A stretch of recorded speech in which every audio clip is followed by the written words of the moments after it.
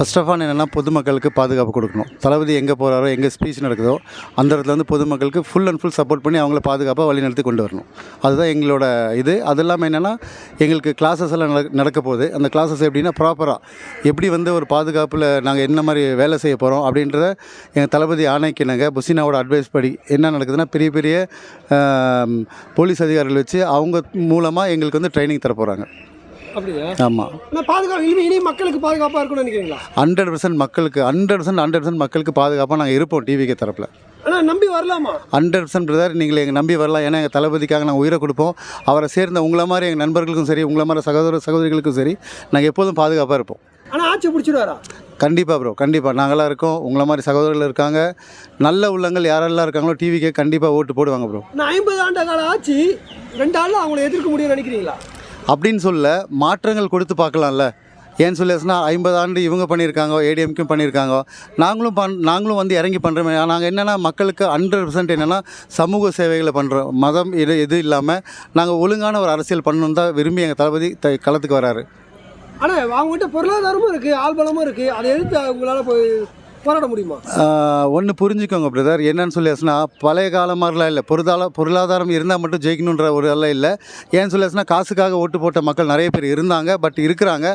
ஆனாலும் அதையும் மீறி எங்கள் தளபதிக்காக ஓட்டு போடுற மக்கள் நிறைய பேர் இருக்காங்க. எங்கள் தளபதிக்காக தான் வந்து நாங்கள் தொண்டர் படையோட வந்து தன்னர்வாக வந்து கூட்டுறதாக தான் தொண்டர் படை அமைப்புன்னு அமைப்பாங்க.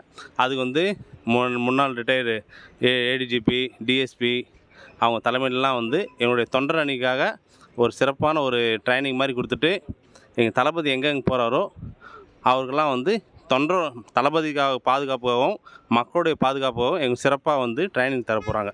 ஸோ அதுக்காக தான் அந்த கூட்டம் நடத்துனாங்க. ஆனால் இனி பயம் இல்லாமல் வரலாமா விஜய் கூட்டத்துக்கு? எப்பவுமே பயமில்லாம் வரலாம்.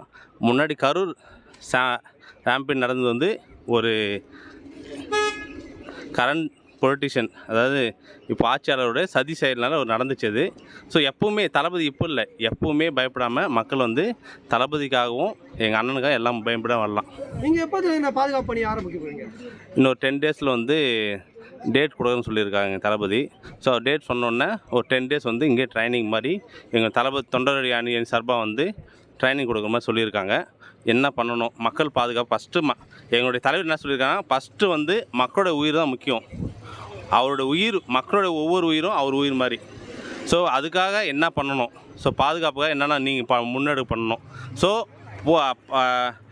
லீகலாக வந்து போலீஸ் ப்ரொடெக்ஷன் கொடுத்தாலும், ஸோ பொலிட்டிக்கலாக வந்து ஸோ எங்களுடைய தொண்டர் படை வந்து மக்களுக்கு பாதுகாப்பும் தளபதிக்கு பாதுகாப்பும் கொடுக்கலான்னு இந்த ஆலோசனை நடக்குதுங்க.